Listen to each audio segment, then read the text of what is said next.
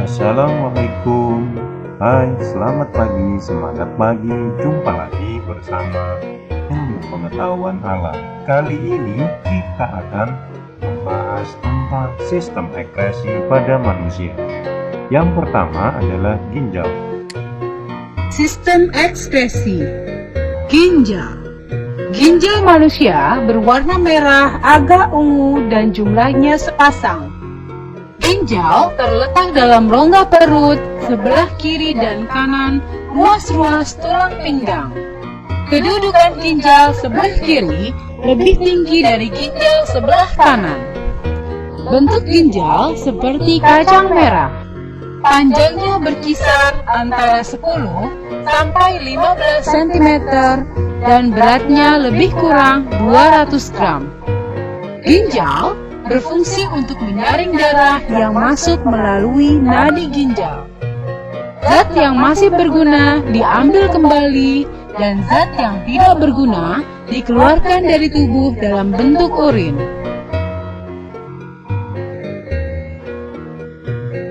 Bagian-bagian ginjal. Perhatikanlah visualisasi ginjal berikut ini. Kliklah masing-masing tombol untuk informasi lebih lanjut. Ini adalah kapsul ginjal, yang ini korteks atau kulit ginjal.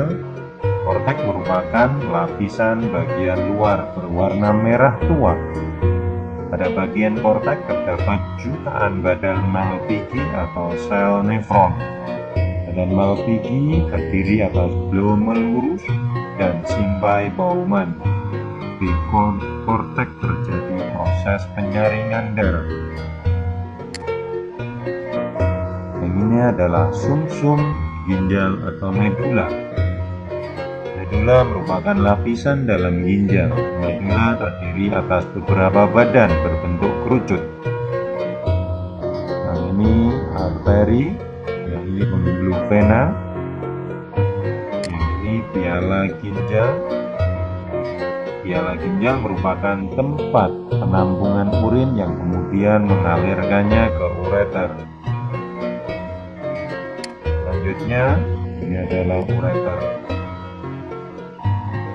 Proses pembentukan urin.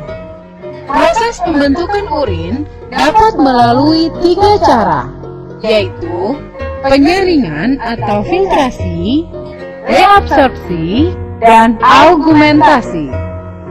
Kliklah masing-masing tombol berikut ini untuk informasi lebih lanjut. Darah dari aorta melalui arteri ginjal menuju ke badan Malpighi. Di bagian glomerulus, darah disaring.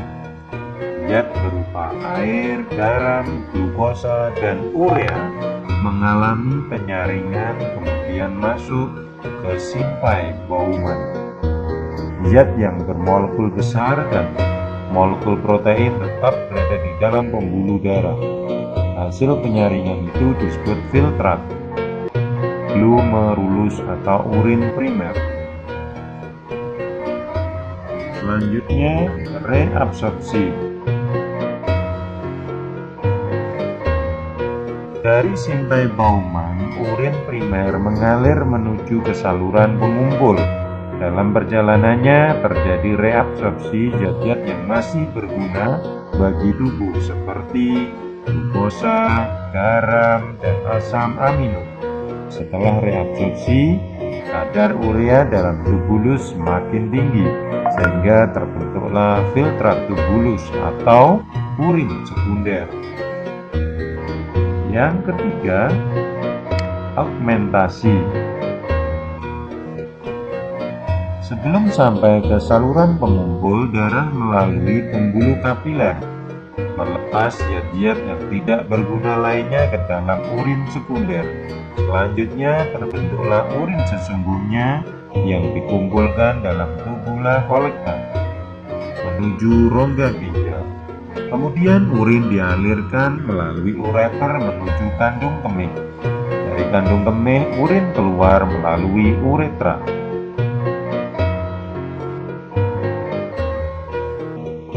gangguan pada ginjal. Kliklah masing-masing abjad berikut ini untuk mengetahui penjelasan gangguan pada ginjal. Yang pertama adalah diabetes mellitus. Keadaan ditandai dengan adanya produksi urin berlimpah dan disertai rasa haus yang berlebihan. Kelainan tersebut disebabkan ginjal mengalami kekurangan hormon antidiuretik atau ADH, sehingga kemampuan mereabsorpsi menjadi hilang. Para penderita dapat mengeluarkan urin sebanyak 20 liter sehari, rata-rata sampai 10-20. Yang B adalah diabetes mellitus, yaitu suatu keadaan yang ditandai dengan terdapatnya gula di dalam urin. Hal ini dikarenakan adanya gangguan sekresi hormon insulin. Yang C ada albuminuria.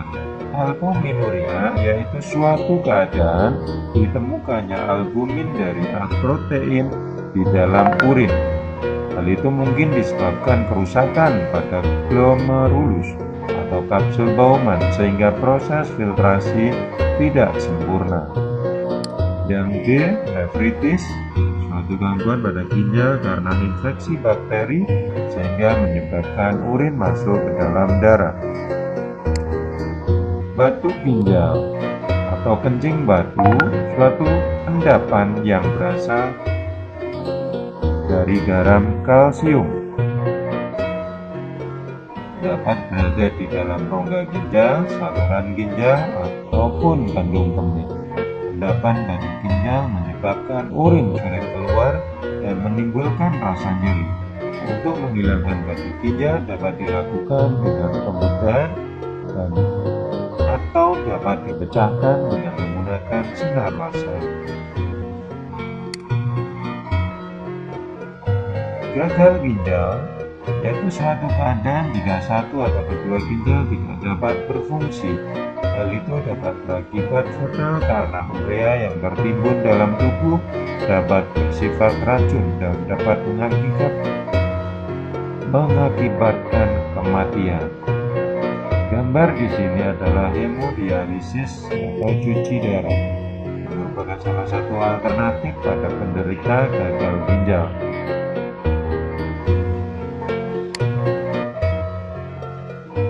Yang adalah anuria, yaitu kegagalan ginjal dalam mensekresikan urin. Anuria dapat disebabkan oleh kurangnya tekanan untuk melakukan filtrasi atau radang glomeruli, sehingga plasma darah tidak dapat masuk ke glomerulus. Hematuria, yaitu adanya sel-sel darah di urin. Penyebabnya adalah peradangan pada sistem urin karena penyakit atau iritasi batu ginjal. Jika darah ditemukan di dalam urin, maka kondisi tersebut menunjukkan adanya bagian saluran urin yang mengalami pendarahan. Glomerulonefritis, yaitu radang ginjal yang melibatkan glomeruli. Nefritis ditandai oleh masuknya plasma protein dan sel-sel darah putih ke dalam urin. Glomerulonefritis memungkinkan sel-sel darah merah dan protein memasuki filtrat sehingga urin mengandung banyak eritrosit dan protein yang parah dapat menyebabkan gagal ginjal. Yang terakhir adalah nefrosis, yaitu kondisi bocornya membran glomerulus. Kebocoran tersebut memungkinkan sejumlah besar protein berpindah dari darah menuju urin sehingga air dan natrium menumpuk di dalam tubuh dan mengakibatkan pembengkakan, khususnya di sekitar lutut, kaki, abdomen, dan mata. Selanjutnya adalah kulit. Kulit sebagai organ ekskresi. Ketika kita sedang melakukan aktivitas, misalnya berolahraga atau berada di bawah terik matahari, kita akan mengeluarkan keringat. Sehingga kulit kita menjadi basah oleh cairan keringat. Kulit berfungsi sebagai organ sekresi karena mengandung kelenjar keringat. Keringat mengandung sisa-sisa metabolisme tubuh, yaitu air, larutan garam, dan sedikit urea. Sebaliknya, bila udara dingin, pengeluaran keringat lebih sedikit, sehingga pengeluaran air dari tubuh banyak melalui ginjal dan menyebabkan kita sering buang air kecil. Proses ekskresi pada kulit. Bagaimanakah pengaruh suhu udara terhadap ekskresi pada kulit? Perhatikanlah dua visualisasi berikut ini dan bandingkanlah. Keadaan kulit di lingkungan panas.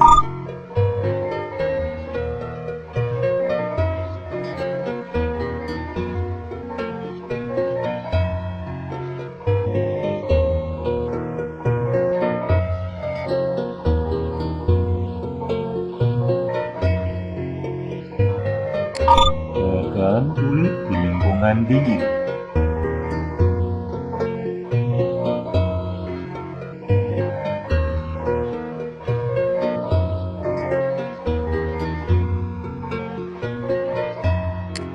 Struktur kulit manusia.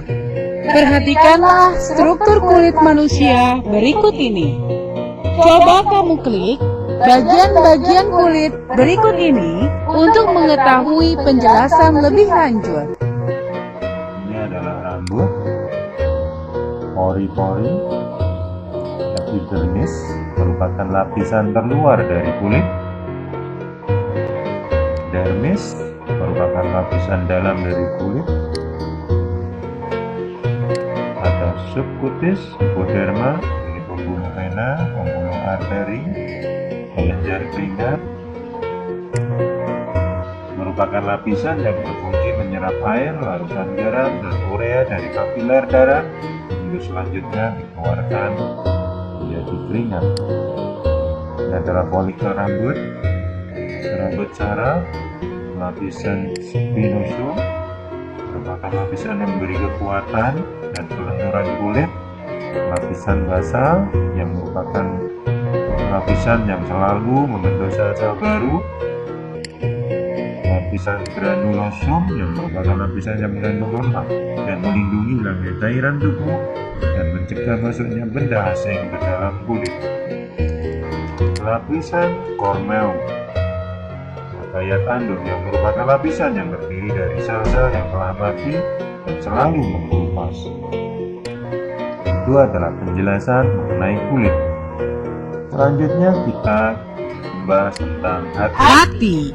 Struktur hati. Hati berwarna merah tua dan beratnya sekitar 2 kg. Hati terbagi dalam dua belahan utama, yaitu belahan kanan dan belahan kiri. Permukaan atas berbentuk cembung dan terletak di bawah diafragma, sedangkan permukaan bawah tidak rata dan memperlihatkan adanya lengkungan. Hati berperan sebagai alat ekskresi serta sekresi. Hal itu dimungkinkan karena hati mampu mengeluarkan zat sisa yang berasal dari perombakan sel darah merah berupa cairan empedu.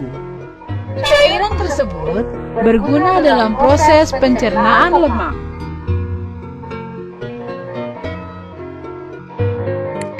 Fungsi hati. Tahukah kamu apa saja fungsi hati?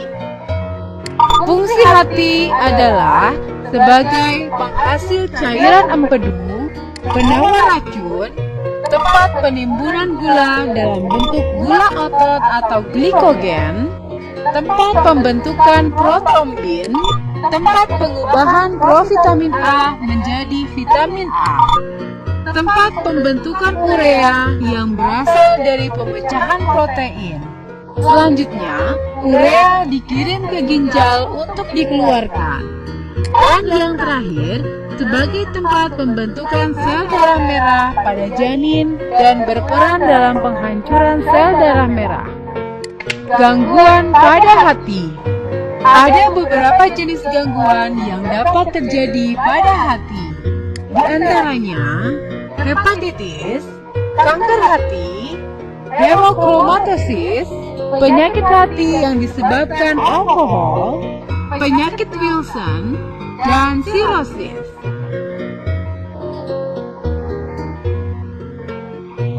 Hepatitis atau radang atau pembengkakan hati disebabkan oleh virus alkohol narkoba. Hepatitis merupakan penyakit yang umum dan menyerang orang yang memiliki kekebalan tubuh yang baik sekalipun. Hal ini dapat menyebabkan pengerasan hati atau sirosis, sehingga fungsi hati menjadi gagal. Hepatitis ada A, B, C, dan D. Hepatitis A merupakan penyakit akut kronis. Hepatitis B, kerusakan hati yang disebabkan oleh kadar virus hepatitis B. Hepatitis C tersebar melalui darah dari jarum suntik. Hepatitis D, agen delta merupakan virus virus disebut hepatitis D. Kanker hati terdiri atas beberapa jenis sel sehingga beberapa jenis tumor dapat berbentuk pada organ ini. Beberapa di antaranya bersifat kanker dan lainnya bersifat tidak berbahaya. Penyebab dan cara penanganan tumor berbeda-beda. Beberapa tumor hati yang jinak dan tidak berbahaya di antaranya hemangioma, hepatic adenomas, dan vokal nodular. Selain itu terdapat jenis tumor yang berbahaya seperti hepatocellular karsinoma.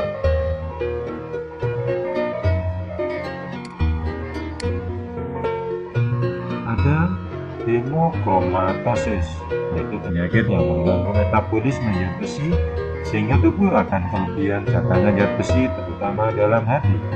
Hemochromatosis dapat disebabkan menderita penyakit seperti thalassemia, sideroblastic anemia, dan alkoholik kronis. Penyakit hati disebabkan alkohol yang diderita peminum alkohol meliputi peradangan hati akut dan kronis. Penyakit hati yang disebabkan oleh alkohol biasanya terjadi setelah mengkonsumsi alkohol selama bertahun-tahun. Penyakit Wilson atau Wilson disease.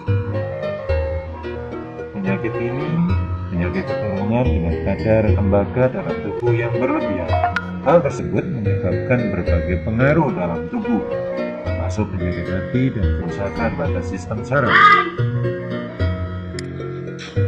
Sirosis merupakan puncak dari penyakit hati yang kronis yang menyebabkan guratan pada hati sehingga hati menjadi tidak berfungsi.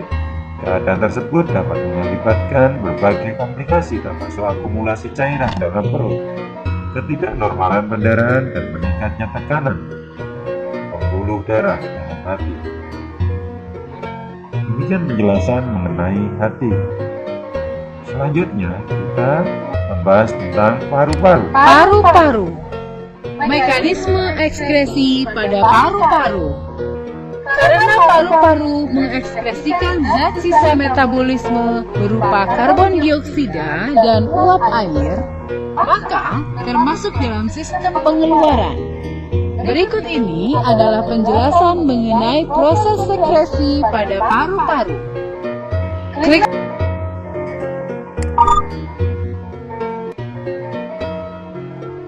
udara atau oksigen masuk ke dalam paru-paru.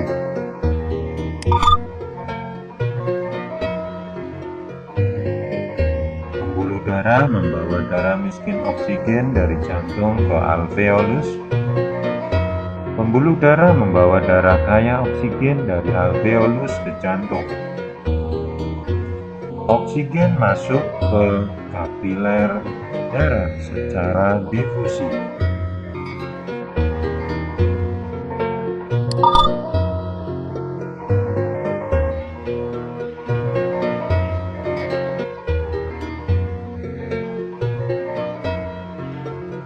Udara masuk dan keluar darah miskin oksigen berwarna biru dinding kapiler darah, darah kaya oksigen, alveolus. Terjadi pertukaran oksigen dan karbon dioksida di dalam alveolus. Oksigen berdifusi ke dalam darah, sedangkan karbon dioksida berdifusi keluar dari darah.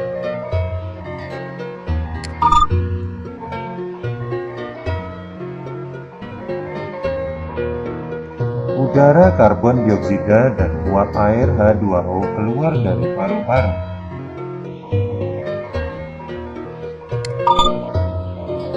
Yang berwarna merah tadi adalah kaya oksigen, yang biru kaya karbon dioksida. Demikian penjelasan mengenai sistem rekreasi. Semoga bermanfaat. Saya akhiri. Assalamualaikum warahmatullahi wabarakatuh.